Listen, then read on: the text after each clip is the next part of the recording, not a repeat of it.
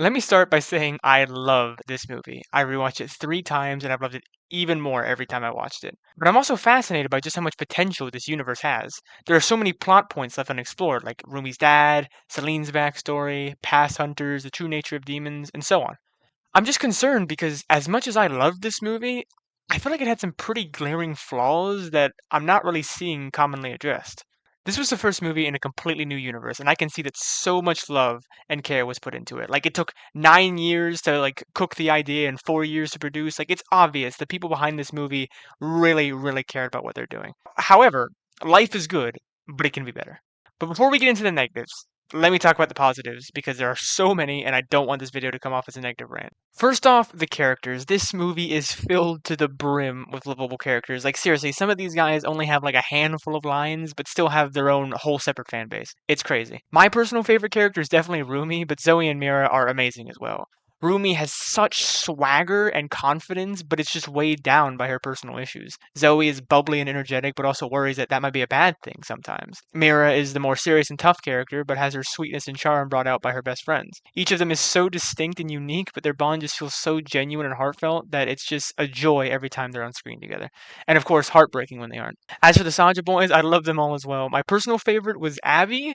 I don't really know why. It's just I found the way he was always leaning on Genu very sweet, and the fact that he only got 10 seconds to sing in Your Idol and absolutely cooked is crazy to me. Like that is enough for him to be my favorite Saja boy. I also love how all the Saja boys are like technically critiques on the stereotypes of K-pop idols while also still being funny. Like I feel like that's super creative. And of course there's also the main man Genu, and I did like him. I did like him quite a lot.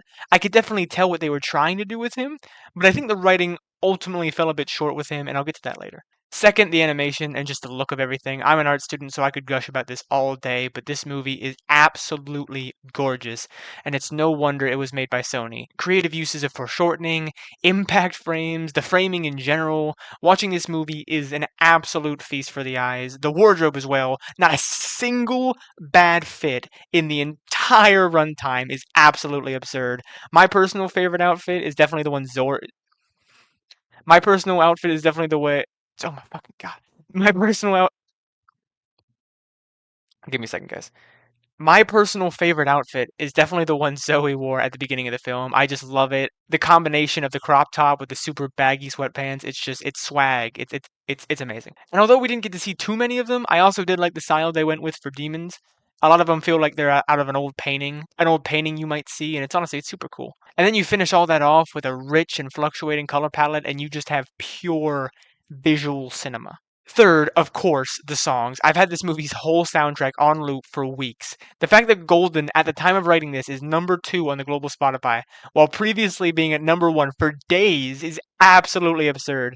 Movie soundtracks can be good, but this good? Not a single bad or even mediocre song in the whole runtime is absolutely crazy. Like, I usually don't care for musicals. I usually don't. And usually, music in movies, like, you have like 1 or 2 bangers, it'll all be pretty good. Maybe you have like one really good one, but this movie delivered everything and a half because every single song is a banger, and I can't call even a single one mid. None of it's even mediocre. It's all just amazing. I'm getting off topic. Anyway, my personal favorite is Your Idol because it's just so good. Like, I'm sorry, but if I was in that stadium during that performance, I would have been dead long before Rumi got there. I'd be hurtling towards Kima. And the choreography for the songs as well. I've barely even seen animated dance choreography, period. But to see some that's absolutely so spectacular, it has me at a loss for words. The song composers and the choreographers for this movie need their own award because it was just beyond fantastic. But with all that I liked out of the way, I do want to talk about the negatives. And the biggest issue for me was that this movie didn't really seem to know how seriously it wanted to be. On one hand, we have a goofy and fun movie, and on the other hand, we have a group of women desperately trying to stop the murder of thousands, potentially the whole world, by themselves. Seriously, there were some really dark moments in this movie where people's souls get taken, and for all we know, they're killed because of it. Like, you had literal children being slimed on screen. And don't get me wrong, I love some stakes in dark subject matter.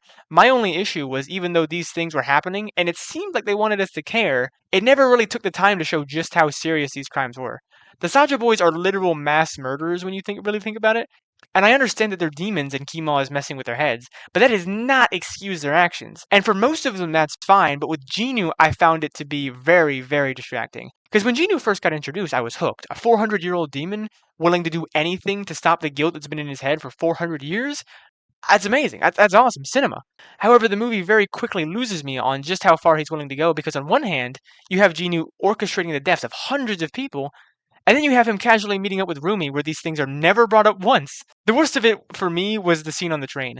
These girls see a train full of people die, and they look distraught for a moment.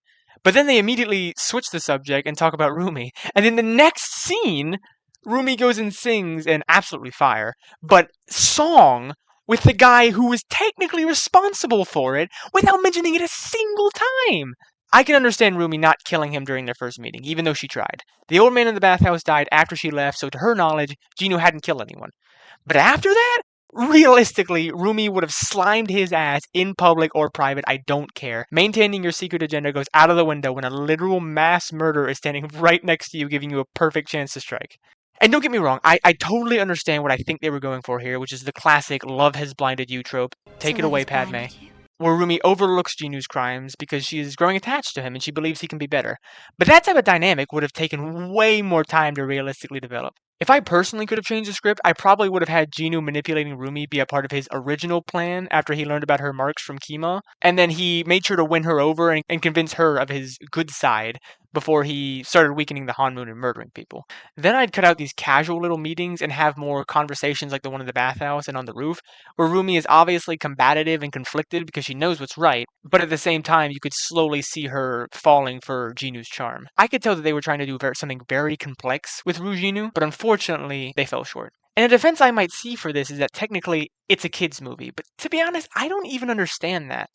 Teaching children that murder isn't that big of a deal and you can overlook it if they're pretty isn't a good thing at all.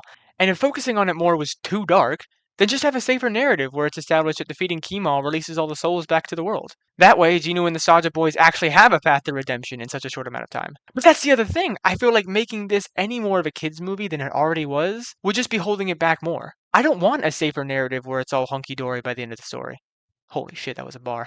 And this isn't really the fandom's fault. I'm just not sure why Sony thought this should be a kids' movie, because with all the adult themes and literally entire adult main cast, I'm just a little confused. Like, not everything has to be a kids' movie, and I feel like at a certain point, you're probably just holding something back if you try to make it one. Finally, a critique I have heard a lot of is that the movie was rushed. Zoe and Mira should have gotten more screen time, Celine, the other Saja boys, Bobby, and so on. Apparently, the original runtime was supposed to be 3 hours, and Netflix made them cut it in half, which I can completely understand how that would derail a lot of things. But looking at a lot of the absolutely amazing scrapped content that ultimately production decided not to use, I'm not going to be so quick to say that this movie was screwed over just because it didn't have the intended runtime alone. Some of these amazing ideas may have been scrapped because they either saw it as too extreme for a quote unquote kids movie or some other thing. Because even with an hour more runtime, I can't see the scenes between Rumi and Genu feeling any less off putting, and this scrapped content feeling any less way too cool to be scrapped. With all that out of the way, though, let me say again that I truly do love this movie. I'm just nervous because I feel like if you really love something this much, you have to hold it accountable for the things it did wrong. K-pop Demon Hunters has so much potential going forward, and I can easily see it reaching even more iconic levels in the future. I just hope it recognizes the mistakes of the first movie and improves upon them. And I think that we as a fandom can help with this as well. As much as I love scrolling through Instagram and seeing nothing but praise and fun posts for this movie, I do feel alone sometimes in my critiques. Critiques can be just as loving as praise, and if we really love this movie, let the creators hear them. But with all that said, I love K-pop Demon Hunters. Tiger's the best character. Heels, nails, blade, mascara. See y'all later.